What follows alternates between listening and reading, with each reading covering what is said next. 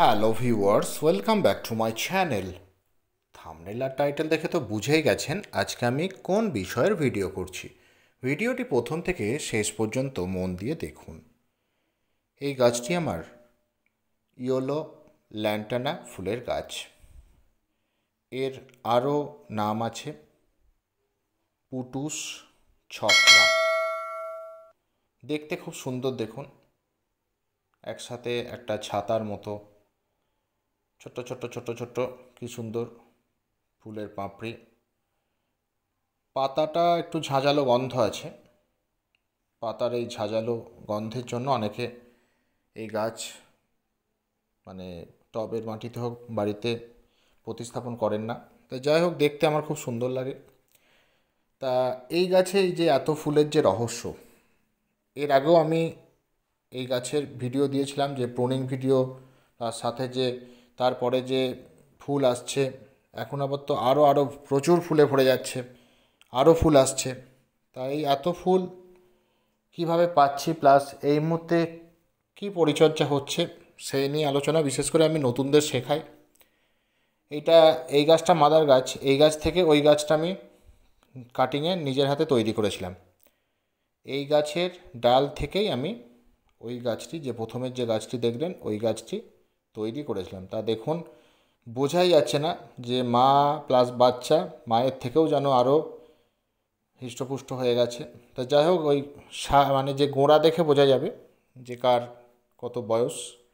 এই গাছ যেহেতু মা গাছ, এর বয়স বেশি, এর গোড়া দেখে বুঝতে পেরেছেন। তা যাই হোক, এই মুহূর্তে ফুল গাছের যে দুটো জিনিসের চাহিদা বেশি থাকে, একটা হচ্ছে ফসফরাস আর পটাশিয়াম। জৈবভাবে আমরা ফসফরাস পেয়ে থাকি হচ্ছে হাড় গুঁড়োতে, আর পটাশিয়াম কলার খোসাতে। আর রাসায়নিকভাবে সিঙ্গেল সুপার ফসফেট হচ্ছে পটাশ, আর পটাশিয়াম হচ্ছে যে লাল পটাশ।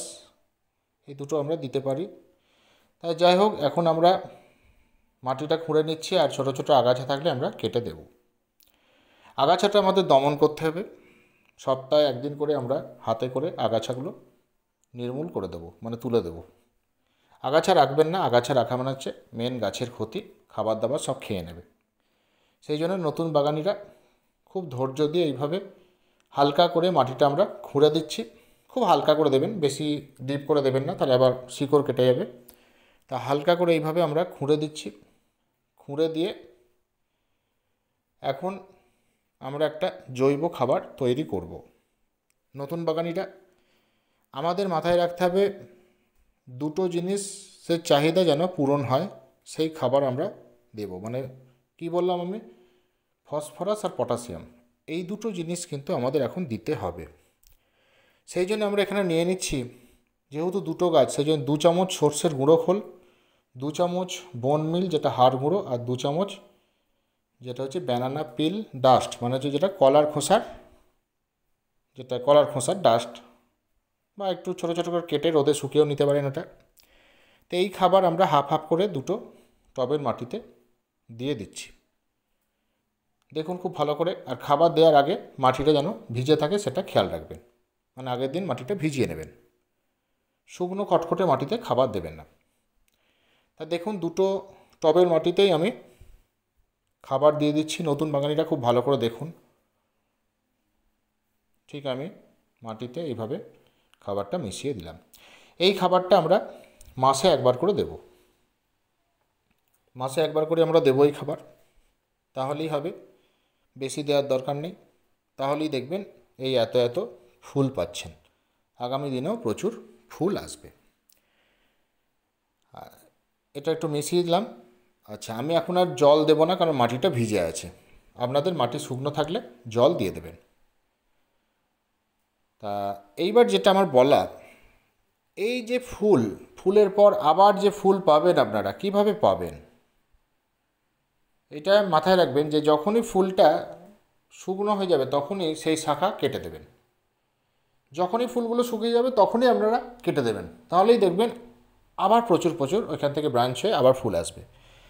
এটা 1 নম্বর। আর এটা মাথায় রাখবেন সবসময়, যে যখন গাছে ফুল থাকবে না তখন একটু বেশি জল দিলে অসুবিধা নেই। আর যখন ফুল আসতে শুরু করবে তখন আপনারা কি করবেন, তখন আপনাদের করতে হবে কি, যে যে জলটাকে একটু পরিমাণ মতো দেবেন। তখন যদি কম জল দেন তাহলে কী হবে, ফুলগুলো ঝরে যাবে। যাই হোক, এখন যেহেতু আমি বলেছি ফসফরাস আর পটাশিয়ামের চাহিদা আছে, তাই আমরা এখানে একটা রাসায়নিক ব্যবহার করছি, এনপিকে 10-26-26। 10% আছে হচ্ছে নাইট্রোজেন আর 26% করে আছে ফসফরাস আর পটাশিয়াম। তা এই খাবারটা আমরা এখন 15 দিন অন্তর দেব দুটো টবের মাটিতে। খেয়াল রাখবেন টবের কিনারা দিয়ে দেবেন, গোড়াতে যেন না পড়ে। এটা হচ্ছে রাসায়নিক, আমরা হাফ চামচ করে ছড়িয়ে দিচ্ছি, বেশি দেবেন না।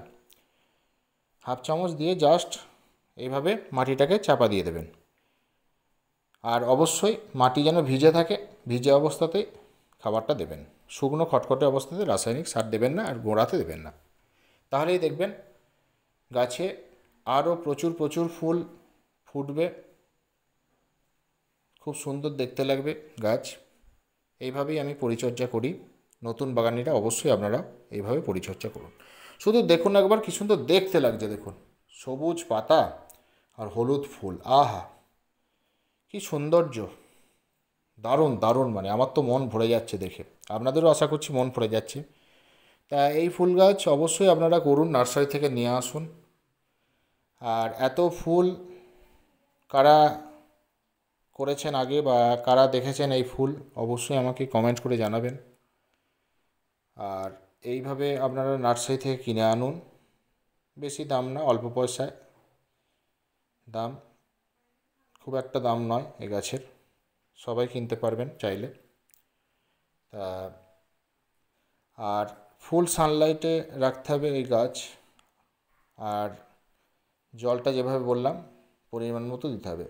আচ্ছা, এই গাছে কি হয়, মিলিবাগের আক্রমণ হয়, সেই জন্য আমরা এখন যে কনফিডর 1 ml 1 লিটার জলে নিয়ে ভালো করে পাতাতে স্প্রে করে দিচ্ছি।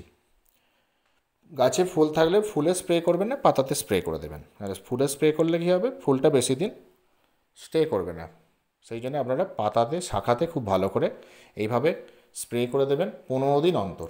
আর একটা ওষুধ আপনারা রাখতে পারেন, একতারা 1 গ্রাম 1 লিটার জলে গুলে ভালো করে ঝাঁকিয়ে পাতাতে স্প্রে করবেন, ওটা 15 দিন অন্তর। এই দুটো ওষুধ আপনারা রেখে দেবেন, তাহলে কী হবে, মিলিবাগের জম আপনাদের গাছে মিলিবাগ এর উপদ্রব হবে না, গাছ খুব সুস্থ সতেজ থাকবে।